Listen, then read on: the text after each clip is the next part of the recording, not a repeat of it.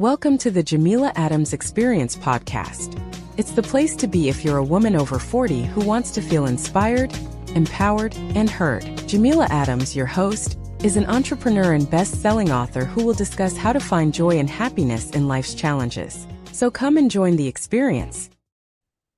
Hey everyone, thank you for taking time to listen to this week's episode of the Jameela Adams Experience podcast. Hi, I'm your host, Jameela Adams, and we're continuing with the emotional intelligence topic and how to unlock it for our personal growth and stronger connections. Our connections with family, friends, and partners enrich our personal lives. These relationships provide us with support, joy, and a sense of belonging we need. However, maintaining these relationships in a healthy and balanced way requires more than just good intentions. That's when emotional intelligence comes into play. Let's review the components of emotional intelligence. Number one, self-awareness, recognizing and understanding your emotions. Number two, self-management, regulating emotions and responding thoughtfully. Number three, social awareness, recognizing the emotions of others and empathizing. And finally, number four, relationship management, using emotional intelligence to communicate effectively and resolve conflict. These are critical in interacting with others. Understanding and applying these aspects of emotional intelligence can significantly strengthen our relationships through effective communication. So recently, I had an interaction with my youngest son, and it got heated. I expressed to him he needs to take initiative in handling his business. I mean, that's what parents do. It is what it is.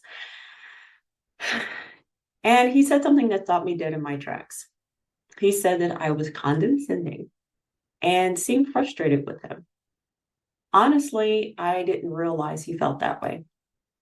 After processing his statement, I replied, "I'm sorry I hurt you.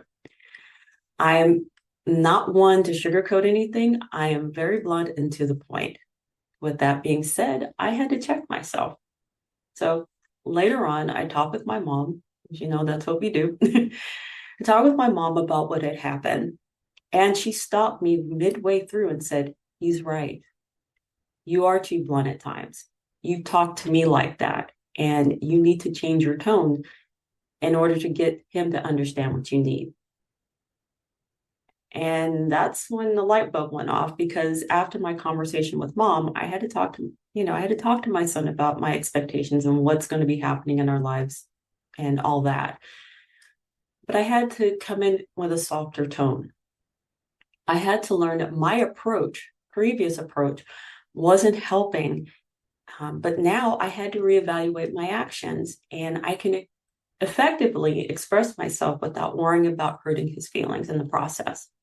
So using emotional intelligence in our everyday lives is something we have to do in order to resolve any conflicts or any miscommunications, because that's what we do not want in our personal life. So developing self-awareness and self-management is something we all need to do. We all need to develop it. And it's because of that, we must recognize that our feelings are just that, our feelings. We have to take ownership of our feelings. So going back to the conversation I had with my son, I've often expressed to him the need for him to take initiative and to get working on getting his life together. I mean, let's go back to what I said. That's what parents do. We want our children to move forward and thrive, but we always have to remember our approach and read the room. I love that term, but it's true. Read the room and see how they're going to be responsive to our approach. So, like I said, those were my feelings, not his. And I had to learn to express myself in a way that he could understand and recognize without him feeling attacked or demeaned or talked down to. And that's something we all have to work on in all of our relationships, not just parent to child, but spouse, husband to wife, whatever. These are things we have to learn to build on, so that way we can build trust with our communication. Now, let's get a little bit more deeper in that. Communication through trust and confidence. How we handle situations gives others confidence in communicating with us. They can trust that we won't fly off the handle or shut down. Our loved ones should be able to trust us that we can respond with empathy and understanding. I've had experiences where I've been with someone who would talk down to me and make me feel less than.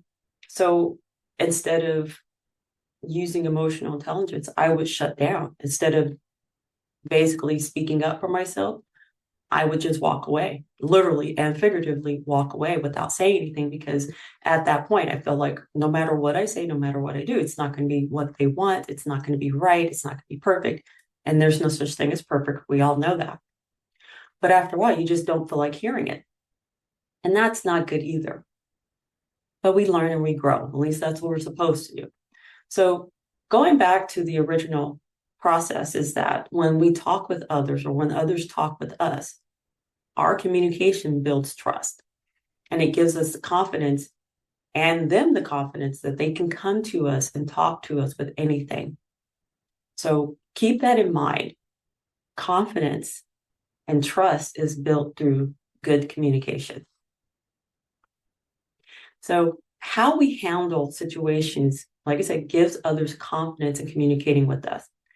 By using emotional intelligence in everyday interactions, whether being a good listener, showing empathy, or handling conflicts with care, we demonstrate that we are committed to nurturing our relationships. So let's take this example. Resolving conflicts with empathy.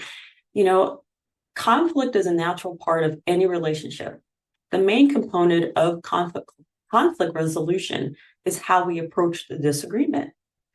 Emotional intelligence encourages us to deal with others empathetically. So, like I said, let's use this as an example. Instead of overreacting to a minor infraction, as your teenage son forgetting to put the empty juice container in the trash, you gently tell him you would appreciate it if he cleaned up and disposed of the trash. Take the trash out. That's all I ask. When we are emotionally aware, we are better equipped to express ourselves in a manner with others that can understand what we want for them and not feel attacked. So we have to embrace compassion. Like I said, using the example about our son leaving the empty juice carton on the counter, consider how your words might affect him before speaking harshly. Here's the scenario.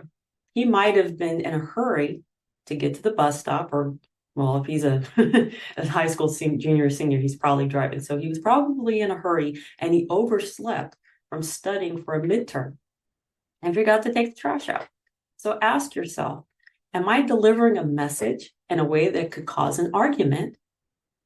Or are you in a place where you empathize with them? So you realize that he stayed up late studying for a midterm. And so you know that he was up late and he overslept. It is what it is. This happened to us growing up. So using emotional intelligence as a guide for your communication, you can explain your feelings about keeping a tidy kitchen without raising your voice. You just have to say, hey, look, I understand you overslept. Things happen, but I need for you to remember this is part of your responsibility. Take the trash out. Don't leave your trash on the counter. That's all I ask. It keeps, the kitchen clean, and we all have to pitch in. If you go in and say that and use empathy, be considerate of the emotional needs of others. We all want to be supported in every way possible, be it physically, mentally, spiritually, or emotionally. Through emotional intelligence, we can process others' needs and our own. Balance is needed in all relationships, from husband to wife, parent to child, friend to friend. There needs to be a balance of support for us to grow and thrive. We all want to be secure knowing our emotional needs are met by those we love and trust. So in conclusion, emotional intelligence is a tool that helps us strengthen our relationships in the long term.